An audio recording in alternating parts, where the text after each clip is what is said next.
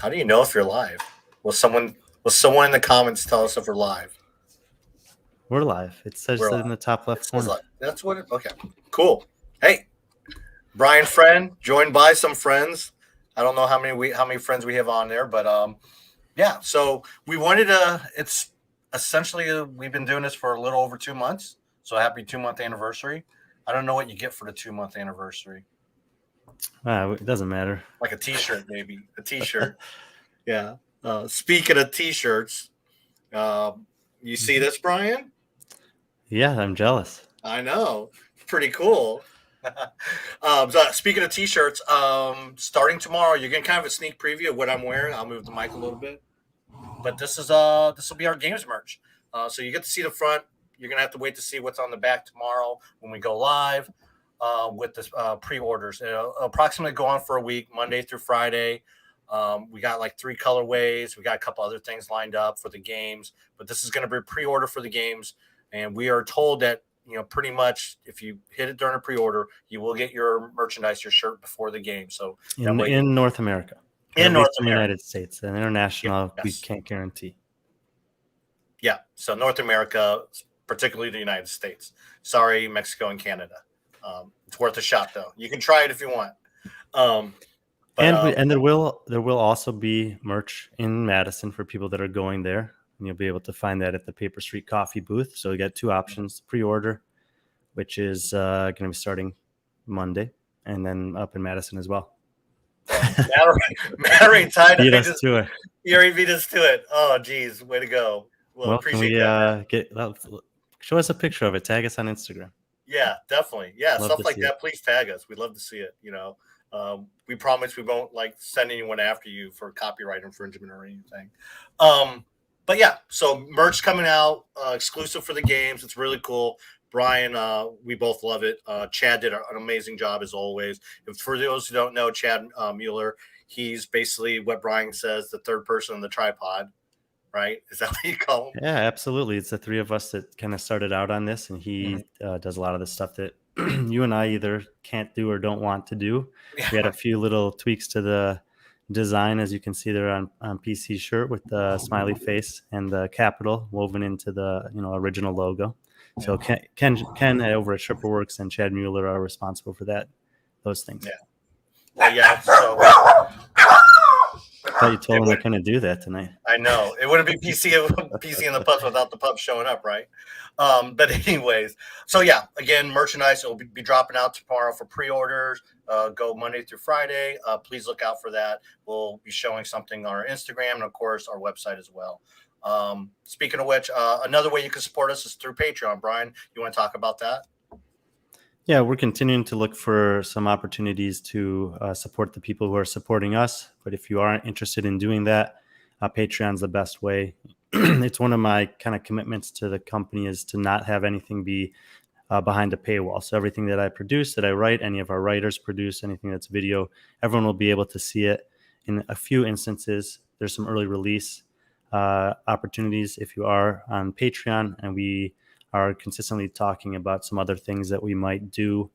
I'm trying to see what all I can manage and fit into my schedule. But one of the things that I'm hoping to offer, I know there was a big kind of a support for it early on, was some semblance of the programming that I do.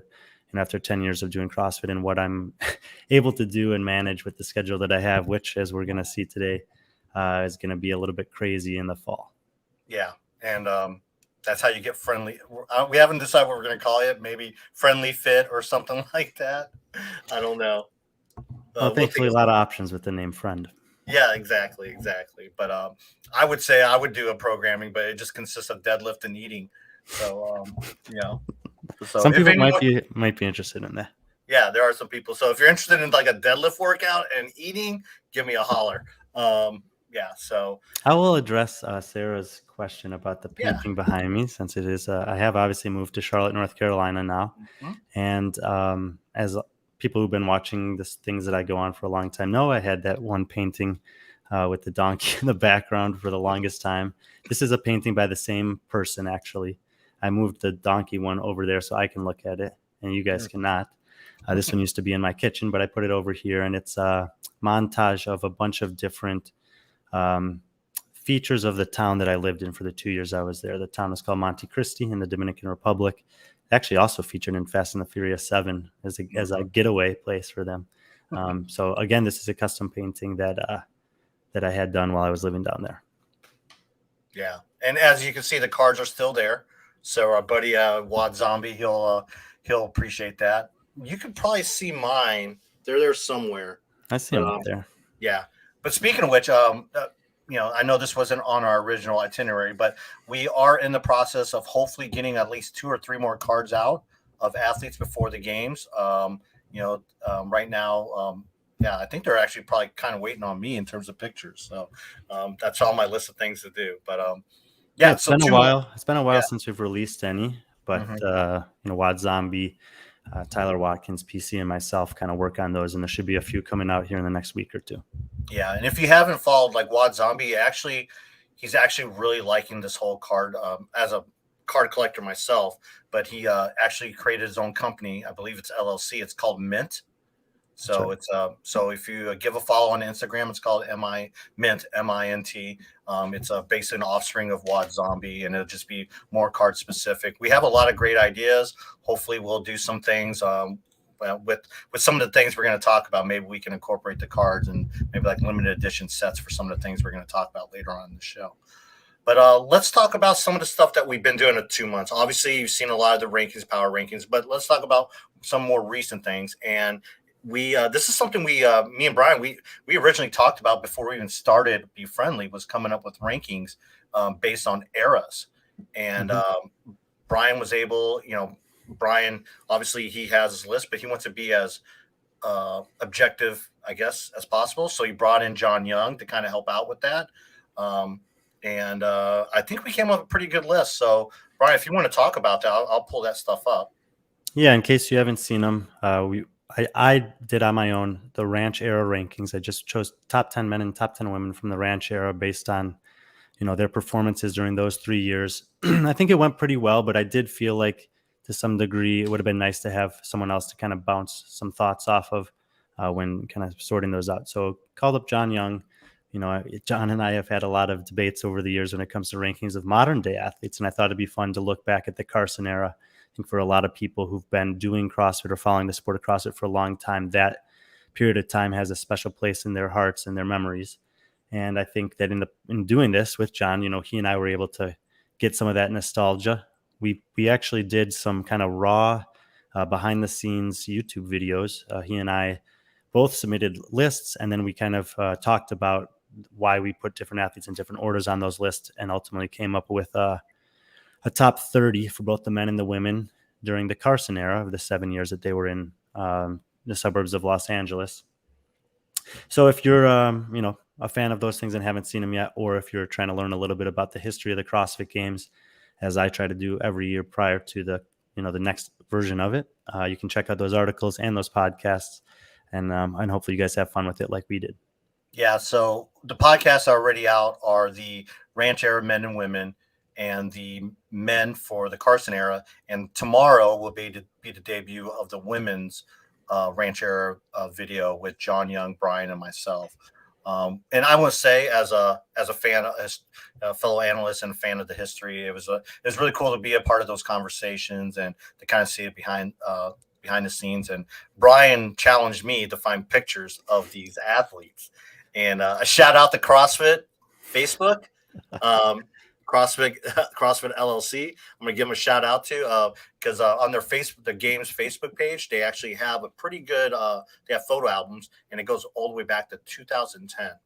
So it was pretty cool to kind of go back, and it was like, as a photographer, it was kind of neat. You're doing nostalgia through your research. I was doing this nostalgia through pictures. And a lot of that was before my time because I didn't start following CrossFit until 2014. But it was really cool. Please take a look at those.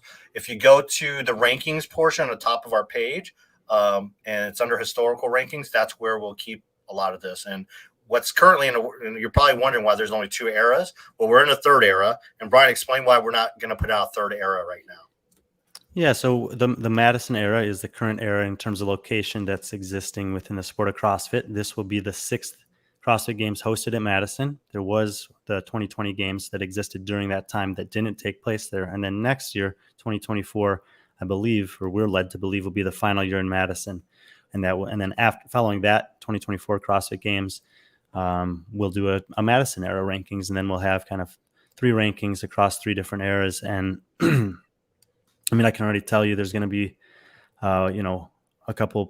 one person in particular, Nanny Thorsdatter, that will show up on all 3 of those lists, which is kind of remarkable to think about. Yeah. And one thing I want to point out, and we'll talk about Barkley and Mike Halpin later on, but Brian was talking about how you can help out, especially some of these other people we're bringing on to help us out. They're doing this for free. They're doing it because they support me, and they support B.Friendly. They believe in the mission. They believe what we're about. But at the end of each one of these stories, there's a way to contribute to them, and that's simply just buying them a coffee. If you look here at the bottom, if you like the contribution of John Young during this article, please consider buying him a cup of coffee. All proceeds will go to him. So for those who have donated, there are some people out there. There's a person who's not related to John Young, as far as we know, that's not only signed up to be a Patreon, but has also bought John Young a cup of coffee. But that's another way you can contribute and help us out, especially those contributors like Mike Halpin, John Young, and Barkley, as you'll start seeing their names more and more as we go on this journey. So speaking of Barkley and Mike, so I believe it was Barkley that wrote his first article for us of the 2. Now, obviously, talk about your relationship between those 2, between Mike and Barkley. How long you've been working with them, what they contribute to you.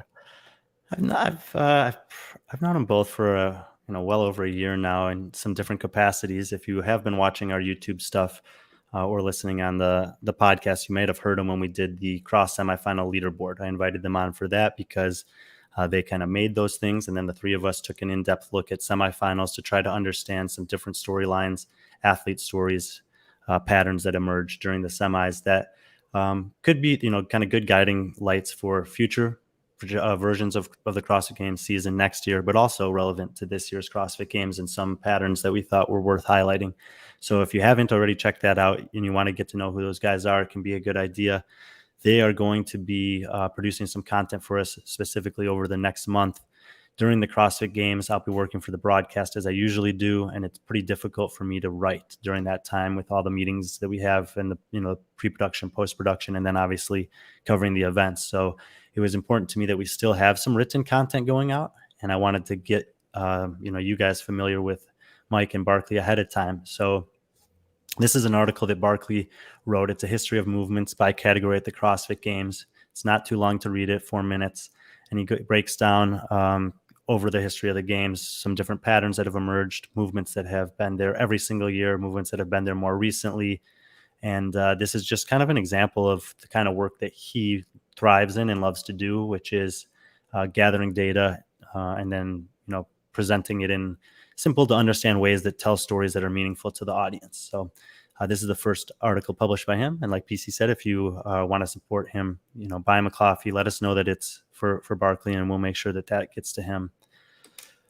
Yeah, I've known Barkley for a while. He actually used to work out at my gym. You might be seeing a little bit, obviously, like Brian said, Mike and Barkley, they're going to be probably providing most of the content that comes out, written content during the games. But one thing I really would, if there's a swimming event that happens at the games, and Brian, those who didn't know, I didn't know that, but Brian used to be a swimmer too. But Barkley was a swimmer collegiately, so it'd be kind of cool to have you guys talk about, from your experiences in swimming.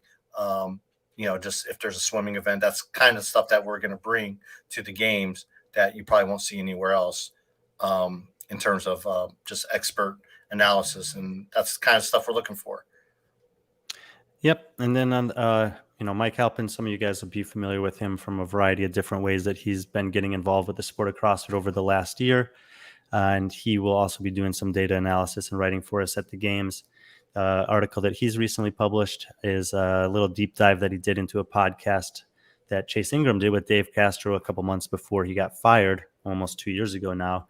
And some of the things that he talked about there could shed some light on potential future changes for the CrossFit Games. Mike tried to reach out to Dave to get some information. Dave gave him a thumbs up, but nothing more than that, which seems pretty typical. And yeah, so he just kind of put his thoughts on paper there. Mike is relatively new to CrossFit, and so he's often going back and listening to old things to try to catch up. And there's a lot of value in that. And even for someone like me and Patrick, who've been doing this for 10 years or more, there's so much stuff that we have digested over the years that having someone like that to remind us of certain things can be pretty helpful. Again, you'll see some data heavy graphs and charts when Mike does his work. Both of these guys thrive in that domain, but I think something I've encouraged them to do, and I think they do very well, is try to simplify it so that the rest of us can understand what the hell they're talking about. I still don't know sometimes, and I think especially Mike, he's really dumbed it down for me. But yeah, he's as you saw in the podcast that we did with having both of them on, they're really good at communicating in that and either written or video platforms. So yeah, we're really lucky. Obviously, those who know Mike, you can follow under his personal, I think it's 88 MPH or something like that. But you can also follow him under his other Instagram handle, which is Known and Knowable. So that's where a lot of his data will be coming out, is actually on that page. And we occasionally do collaborative posts between B.Friendly Fitness and Known and Knowable. And we actually will have one a couple weeks from now, right before the games, based on a different study that he's done, which is contributing to a series that we're going to have coming out starting this week. That's going to be an athlete spotlight. Those that have been paying attention to the content we've been putting out have probably seen that we haven't really put out too much for the 2023 CrossFit Games yet, and that's about to change. After tomorrow, I believe, so I think starting on Tuesday, July 11th, that's pretty much all we're going to be putting out leading up to, and then after the games, a majority of the stuff that we'll do. So for every athlete, we're going to have a little bit of a study of what their seasons looked like so far, and what they can what we can expect from them at the games in terms of where to look for them to kind of show their best skill set and have their best performances. I think that hopefully this will be a good way for anyone who is a fan of the sport or a fan of a specific athlete or wants to know more about an athlete who maybe competed at a smaller semifinal, as a rookie at the games, kind of was one of those middle athletes in the big semifinal, 7, 8, 9, that didn't get a lot of airtime and press coverage during semis, but give every one of those athletes a chance to have something celebrated that they've done well this year, and give fans a chance to understand where to look for them to excel relative to the field at the CrossFit Games. Following that, we'll show, once we go through all 40 men and all 40 women, we'll kind of show the study that we did to get to some of the data points that we have. And then in the meantime, we have another person who's going to be helping us out, and that's Peter from Coffee Pods and Wads. Peter. He kind of took a lead role over with Barbell Spin prior to the quarterfinals to look around the world and highlight some of the best teams out there, and he did a great job with that. We think that he can do a similar work at the CrossFit Games, and so he will be. He's going to do some similar content producing leading up to the games, and then be kind of our man on the ground covering the team competition during the CrossFit Games. So you can be on the lookout for some content from him as well. Yeah, and for those who don't think we're bringing an Englishman to America to do that, so a little bit of culture. So be kind. Irish, exactly, an Englishman. My bad, Peter. I'm sorry. I should know that. Yeah. Oh, speaking of our buddy Wad Zombie, he asked if Wad Zombie, if you missed the beginning, but if, as you can tell, there's a different painting in the back. So, but the same cards. Yep, same cards though. But one of the other things, and this is something that you brought up, I think, like 1 month in when we first started talking about this idea, was you basically call it off-season competition framework. Mm-hmm. We actually have something up on that today to kind of explain what it is. Oh, that's an interesting feature here. Yeah. So last winter, actually, Jared Graybeal and myself started having a conversation about the possibility of aggregating some information about the major CrossFit competitions that exist. Who's Jared again? Jared Graybeal? Yeah. Who is he? Yeah. Well, he's for those that people don't know who Jared is. I mean, yeah, he's been around doing many different things. He runs the Zalos Games, which you may know him from. He does occasionally. He manages a few athletes in the space. Right now, he's living in Miami, training at Peak 360. He puts out a lot of content on his own personal page, and he's recently started his own programming business. He's a pretty fit guy, but he puts out some good workouts. He does. And he's always kind of forward thinking man. He's a businessman in his previous entrepreneur lifestyle, but he had this idea to make a one-stop shop for people to go to get some information about competitions in the off season. And there's several elements of this that I've been working on basically since February with him in some parts, and with a lot of competition organizers as well. Obviously, there's so many CrossFit competitions around the world, and there's only a few that are on this list. Most of the ones that are on this list are ones that B.Friendly Fitness will be working with in some capacity during the off season, and even if it can't be there to support them in a direct way, to have some kind of a relationship with them remotely. It also kind of tiers the athletes. So it gives you a focus based on if you have been competing in this sport, even just by doing the open or the quarterfinals. And if you have any ambitions to try to improve as a competitive athlete in this sport, these are we did this kind of arbitrarily. There's no science behind these groupings, but we think that it's a good kind of semblance of where a lot of different athletes fall and where some good breaking points are. And then kind of suggest if you are interested in pursuing moving up this list or getting more and more competitive within the sport of CrossFit, that there's a reasonable number of competitions you should be doing per year in addition to the CrossFit Games season. We know that there are athletes who have different purposes for doing competitions, whether it's to make money or to travel or, variety, do it with your friends, and there's different reasons. But if you're interested in pursuing improving as an athlete in the sport, we recommend having a little bit of a plan, and hopefully this resource can help you with that.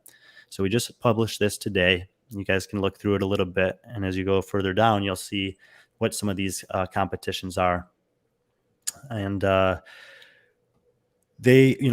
lot of these competitions responded to some questions we asked them with a lot more information than we're able to present here, but at least giving an idea of when they are. So these are listed in chronological order, beginning in August and going through January. So this is only for competitions that are happening between the end of the 2023 games and the start of the 2024 Open. Kind of the athletes that it target, when the competition is, where it is, and obviously the name of it. Some of them are CrossFit licensed events, some are not. And then there's a link to either their Instagram or their website, depending on which one kind of has the best information. We are also more than happy to, interact with people who have different questions about these competitions. But, always going to the competition directly will be the best one. Some of these competitions we're actually going to be at and be working at. And right off the bat, I'll be in Utah for the Iron Games this year, and been speaking with those guys over there. As I was, when I was coaching full time, it was much more difficult for me to travel to as many CrossFit events and competitions as I wanted to. And several of the ones I'll be going to this year are ones that I'd always hoped to get involved with, but because I haven't been so involved, I hadn't necessarily learned as much about them. Iron Games have been going on for a while. There's a 3-day competition out there, and their goal is to have 300 athletes. It's kind of interesting with these competitions to see the variety of numbers of athletes that they're targeting. Some of them are in the low hundreds, and others of them are in the multiple thousands, which is obviously a very different ordeal. But when you have a smaller competition, some of the things that are nice about that are that you feel a little bit more like it's really catered for you, and that the experience is probably going to be pretty high level. We are actually going to be having the Iron Games as our first B.Friendly certified competition. And that basically means 3 things. It means that we've seen the programming and that we approve of it as being challenging and appropriate and safe. We've seen the floor layouts. We feel the same way about that. And we've spoken with the competition organizers, and we think that they have a really strong mission to serve the community that they serve, which is, athletes, volunteers, and fans, and that the plan that they've put in place is setting themselves up for success to do that. The Iron Game has some open registration. You don't even have to qualify for this, which is nice. And the registration goes through the end of July, I believe. There's still some spots available for that in both the Elite and RX divisions. They have Masters divisions this year of 40 plus. The men are full, but there's still, I think, several spots available for the women 40 plus. And they have a lot of openings on their teams of 3. It's teams of 3 men or teams of 3 women. For those that have been following the Iron Games, you might remember seeing Tommy Marquez, Heber, Canyon, and Marston Sawyers do that competition a couple years ago. Actually, Heber and Marston have a relationship with the organizers there from way back when. But it's a the competition has some cool elements of it, including an event called the Iron Cup, which is a very long workout, and then an obstacle course that's evolved from a couple different iterations to this year. Both of those are kind of unique. One is really long, one is really short, and both of them are all the competitors get to experience them, and some of the fans can even participate if they choose to do so. So Iron Game will be something that we're learning more about. We'll have more to say about in the run up to it, and we'll be out there in Utah. But if you are in the western half of the United States or looking to travel out there, reach out to them, see what spots are still available, and if you can get a team together into those new Masters divisions or round out some of their elite and RX fields, we think that it will be a great competition for anyone who wants to go compete, volunteer, or spectate. Yeah, I've heard nothing but good things for the Iron Games. One of my good friends, when I was judging, he was the head judge there for the first couple of years. And I think when it originally started it, they were, originally that was during sanctionals, and I think they're at that time they were hoping to become a sanctional. But I've heard nothing but great things about it. Actually, for those who don't know, I managed quite a few athletes myself. One of my athletes, Kyra Milligan, that was one of the first competitions she started at was the Iron Games, and that's for any like guest athlete out there, especially at the high level, there's probably some competition where they consider that competition as like their home competition, where that's where it starts and they'll always come back. I know for like Sam Dancers, like HOA, for some of these, most of them, it's like Wadapalooza. Wadapalooza is kind of like the first big competition that people do. But for some of these regional athletes, semifinal, who've now moved on to the games, I think another good competition is the Fittest Experience, is another one of those competitions where they've been around for over 10 years, that a lot of athletes have kind of cut their teeth at before they moved on to bigger and better things. But I'm excited that we're involved with the Iron Games. Obviously, the people that run it are just great people. I've met them on multiple times. It's a well-ran competition, and that's why we're partnering with them. You can almost call it like competition consulting. Essentially, is what we're doing with the B.Friendly competition. What we're doing with these competitions. So, if you're listening, or if you know any competitions out there, and you figure that if you think they could deal. That we provide a benefit to them, send us our way, and we'll take a look at it, and we'll add it to the list as well, and figure out what tier and try to drive things that way, because the season isn't just the game season. There's a whole off season, and that's where we want to continue on bringing content and finding the next big stars of CrossFit, and that's where it starts at.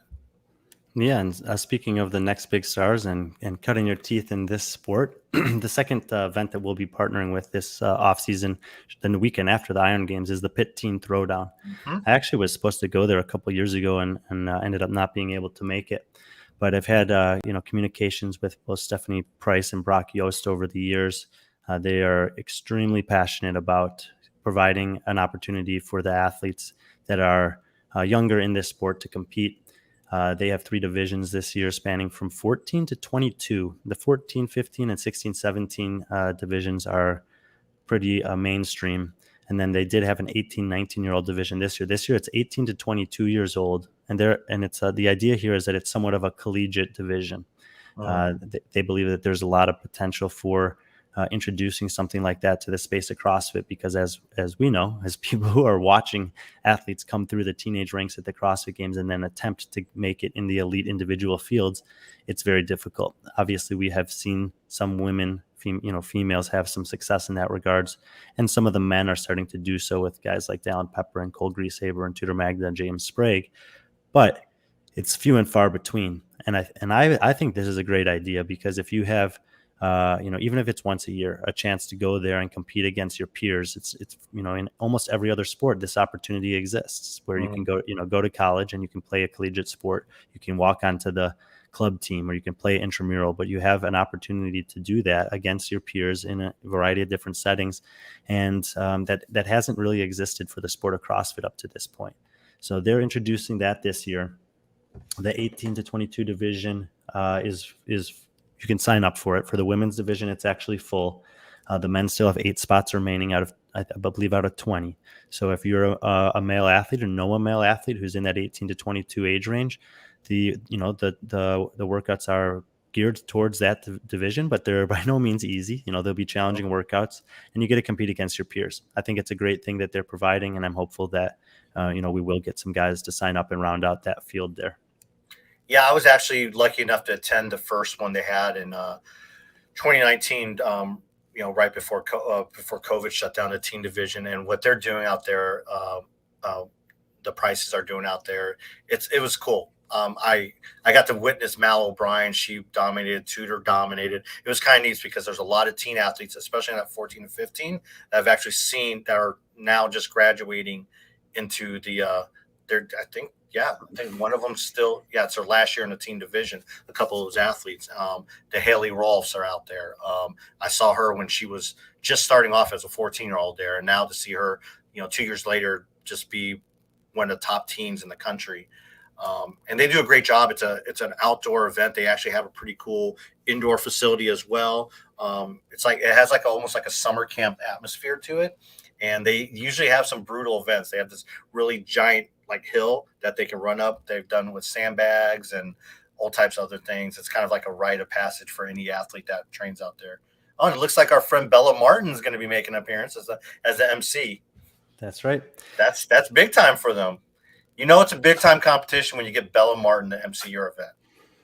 Yeah, and if you are considering going here, I know that it's important to Stephanie and Brock that there's an understanding that this is not just about competing, but it's also about creating an opportunity for young people to become good people in this world, and that they have a lot of they're driven a lot by kind of creating that mindset that goes along with competing in this sport of being tough-minded but kind, hardworking, compassionate, and all of those great character traits.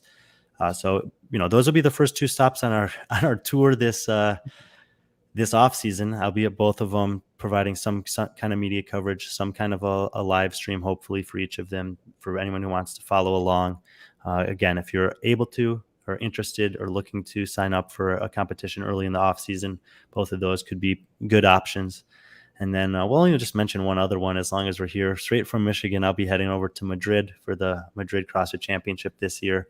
I'll be doing the commentary over there. Actually, the live broadcast commentary. I'm really excited about that. I have not been to Spain other than in the airport, and looking forward to see the country, get to interact with the Spanish community. Most people who've been following me know that I have a big passion for European CrossFit and its growth over there. The Madrid Championship is a phenomenal event. It's one of those multi-thousand athlete events. We'll be broadcasting for the elite individuals and maybe teams. In teams. But those will be the first 3 stops on our tour. We won't be at every single one of these competitions, but we will be at many of them. We'll be constantly bringing you guys updates about where we're going to be, what these competitions are about. But if in the meantime, if any of these are in your area or something that you're interested in, head over to the website, their websites or their Instagrams, and check them out. Some of these dates aren't even announced yet. You may see Dubai Fitness Championship on there. Their announcement will be coming soon, but we did get the blessing from the competition director over there, Saud, to include that here on the list.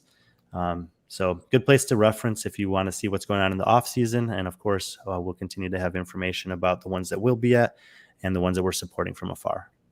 Yeah, and someone mentioned here about Rogue. Right now, the plan is to be at Rogue in some capacity. We have some great sponsors that are going to be sponsoring us for the games. That they want to continue on helping us. And I think one of the things they mentioned was Rogue as well. So once we release who our game sponsors are, it'd be great for you guys to share and be a consumer of who sponsor us, because obviously with B.Friendly, we're only going to support brands that support us and that we believe in. It's not all a cash grab for us. So speaking of which, at the games, if you are or if you know anyone that wants to be a sponsor of B.Friendly for the games, we do have game sponsorships available. We have different packages of different price points. So just send us a DM or email either Brian at bfriendlyfitness.com or PC at bfriendlyfitness.com. either way, I'll get in the right hands, and we can discuss some past possible sponsorships and partnerships because we got some because of some of our sponsors and partners. We're gonna have some really cool stuff that have never been done at the games, and I'm looking forward to it. Really looking forward to it. I know Brian, you're pretty excited about it. We got a really cool team that we've gathered of content creators and yeah, just cool stuff. People are asking us like what we're doing for the games. I mean, Brian, you are. I think Sarah, she's. Are you working anything at the games? Well, we'll be there. We'll be working. Although Yes. I mentioned earlier when we were talking about Barkley and Mike that I won't be doing a lot of writing, I'll still be producing some content for you guys. Most of it will be video of some kind. I'll be giving you guys check-ins, updates, things to look for. I do want to answer a couple of these questions before we go, I suppose. Yeah, I already moved for those that missed the beginning of the show. So I'm in Charlotte now, getting settled here. I'm actually going to HWPO tomorrow up to Vermont to hang out with some of the athletes there and see what they're up to. But then I'll be back here for 10 days or so before the games. The Desert City Classic in November, Self-Made Tailor program or training program is the title sponsor or the title programmer for that event. Taylor, JR, and myself will be working on the programming in the build up to it. We've already got a pretty good head start on the team's programming, and we're diving in on the individuals now. We are making an effort to go to that. At least I think Taylor and I are going to try to get out there for it. Not sure if JR will be able to make it with just responsibilities he has with his gym and his family, but we're pretty excited about the opportunity to do that. Programming for competitions is a privilege, and it's something that we take quite seriously. So we're going to obviously try to have as high quality product as we can. So yeah, that should be fun. So will I be on the Sevon podcast at any time? We'll see. I still talk to Sevon all the time. We have a great friendship with him and never want to give that up. So maybe there'll be an opportunity. I don't necessarily give anything away on that front. And anything else here? The people that were asking about the live streams from those competitions. Yeah, we're gonna at the competitions I go to, there will be my goal is to have some version of a live stream available. It might not be every event, it might not be every division, but to have and some of it is dependent on equipment available, internet strength of internet, and those sorts of things. The very minimal version of what that can look like is what I did at Crash Crescendo in April, which is just me on my iPhone. And it's not the best picture, but it's something. And I know there were people that appreciated that, and a few thousand people who watched some of those. So we'll make an effort to do that, and it'll be to showcase the athletes, showcase the competitions, and of course give anyone who's unable to be there in person a chance to see kind of what's going on. If we are going to these competitions, it's because we believe that they're providing a great service, and in some cases also a lot of insight into, like Patrick mentioned earlier, some of the up and coming athletes in this sport. Yeah. So, Brian, is there anything else we missed? I mean, I think we pretty much hit. We talked about obviously, thank you for everyone for supporting us the last 2 months. It feels like, I know Brian, and between me and Brian and Chad, it feels like it's been longer than 2 months. Right now we're just kind of a 3-person operation, but we're bringing on I've said it before, a pretty awesome, robust team for the games. And in terms of what me and Brian, you'll see us during the games in some capacity in some type of capacity like this, hopefully. And for Madrid, that will be a full production broadcast. So it'll be a full, robust live stream, and I will be one of the commentators there doing the broadcasting, as I was for Dubai last year. So that should be pretty exciting. We've already been having some team meetings about that.